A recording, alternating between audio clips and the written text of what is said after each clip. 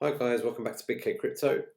Today we're going to be talking about transaction IDs or transaction hashes, how to find them on the blockchain, and answering the most frequently asked questions regarding them. So let's get into it. So before we begin, please make sure that you have subscribed to the channel and hit the notification bell just to keep you updated with any new videos that I keep putting out. And please comment and like on the video as well. I'd really appreciate it. So, TxIDs or transaction IDs.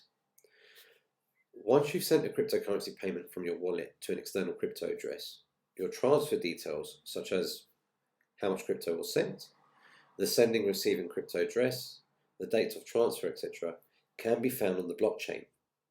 This information is then publicly available and given its own transaction ID or TxID. These TxIDs are also sometimes referred to as hashes or transaction hashes. They're basically your reference, your very unique reference to that particular transaction. At times, the recipient of your cryptocurrency transfer may request this transaction ID from you, typically just to confirm that you've sent the payment successfully. The transaction ID is safe to share. No personal information is sent from your wallet account to the blockchain. So what we're going to do right now is have a look at how to find your Bitcoin transaction ID through a digital wallet, which will then take us to a block explorer or blockchain explorer, which we're going to be using blockchain.com today. This is going to be able to help you track down specific transactions. It quite literally lets you explore the Bitcoin, Ethereum, XRP, and a vast amount of other blockchains. Similar to a search engine, you can use it to search for specific blocks, transactions, and even addresses. So let's get started. I'm going to open my Exodus wallet here. Exodus have done an update recently, so it might look a little bit different to what you saw in one of the previous videos. We have the portfolio here, the wallet, exchange, etc. Still very easy to use. So what you're going to do is you're going to scroll down your transactions and you're going to find the transaction that is in question. So let's say I paid half a Bitcoin for a particular service, and the company that I acquired that service from is requesting the TxID, just because maybe the payment has been delayed or it hasn't been confirmed on the blockchain yet, and they just want to be sure that it has been sent through. So with Exodus, and this is why I love Exodus, it's as simple as finding the particular transaction we're looking for, clicking it, and we have all the information here. So we have the date it was sent from this wallet, how much it was on that specific day, how much it's worth now, of course, what was the wallet address we sent it to, obviously the fee here as well, which I'm not really interested in, and the transaction ID, which we have here. Now, as you can see, this transaction ID here is clickable. So I will literally click this link and it will take me straight to blockchain.com, which will have all the relevant information that I need. If your transaction ID isn't clickable like this, you can just right click and copy so you can paste it later, or click the copy button here. What we're going to do right now is we're going to click it, and straight away you can see it takes us to blockchain.com. So this is all the information that is basically needed.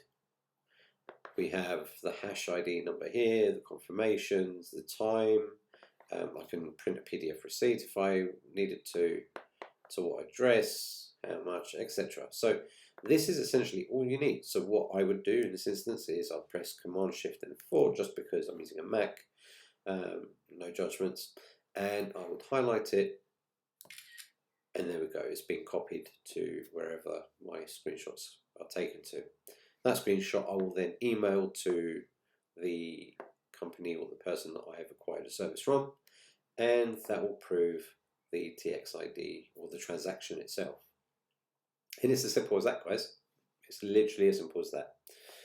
So companies like blockchain.com and blockchain.com, they basically just summarize your transaction confirmations, block number confirmations, and do quite a bit more. So we're going to go into the frequently asked questions part of the video.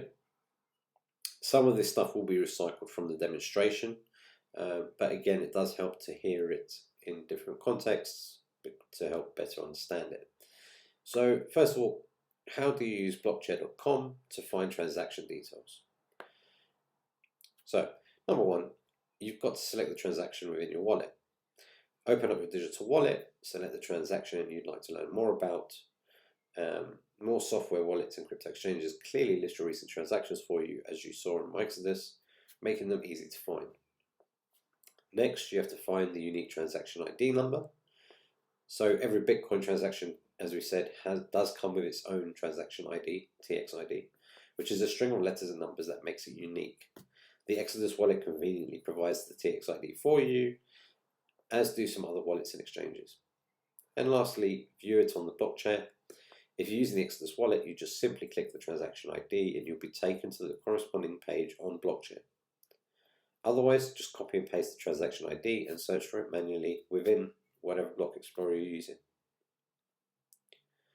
Why might you need a transaction ID? So you might need to track down a transaction ID for a number of reasons. Two of the most common include delayed transactions. If you're worried about a delay, you can use a block explorer to view the transaction. If it appears there, you can be rest assured that your transaction is in progress. And proof of sending. Sometimes a recipient may ask you to send the transaction ID to verify that you've actually sent the Bitcoin to them. The TxID provides irrefutable proof of a successful transfer. Struggling to find the transaction ID? Not all wallets and exchanges provide the transaction IDs for you.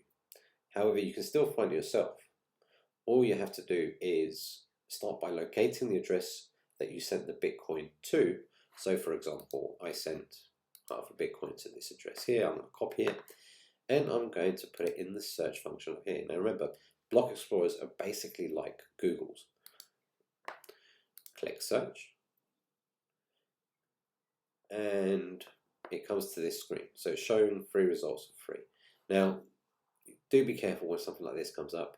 You've got the same free wallet addresses, but look at this. BTC, BCH, BSV. For those of you that don't know, those are three different coins. Okay, Bitcoin, the Bitcoin that we know, Bitcoin Cash, and Bitcoin SV. We want to choose the one that we're actually interested in, which is, of course, this one. This result will show all incoming and outgoing transactions specific to that address. As such, there's often more than one transaction listed. To find the TxID that we're looking for, you just got to check figures like date, time, and amount sent so that you can be sure it's the right transaction. What if your transaction isn't found on the Block Explorer? Firstly, don't panic. There's usually a simple explanation. It's possible that you've searched the wrong blockchain. So, for instance, if you're looking for a Bitcoin TxID, but you searched on the Bitcoin Cash section of a typical Block Explorer, no results will be found, just like we were talking about a moment ago here. So if you're searching for it within this Bitcoin Cash segment, then of course you will not find it. It will be in the Bitcoin segment. To prevent confusion, most block explorers are clever enough to redirect you when this happens. You'll be automatically sent to the right page after a few seconds, but still, please do double check that you are in the right one. If you're still struggling to find a transaction, it could be that the TxID is simply incorrect. Particularly if you've been sending it back and forth in various messages used by other people, errors can occur. And since block explorers are very precise, even one tiny mistake will return no results. It's most likely that the TxID was either not copied in full, or potentially it may not be a transaction at all, i.e. just a randomized set of digits and letters instead. In the case of the latter, this could mean somebody is trying to prove that they sent you Bitcoin when in fact they haven't. So please proceed with caution at this point.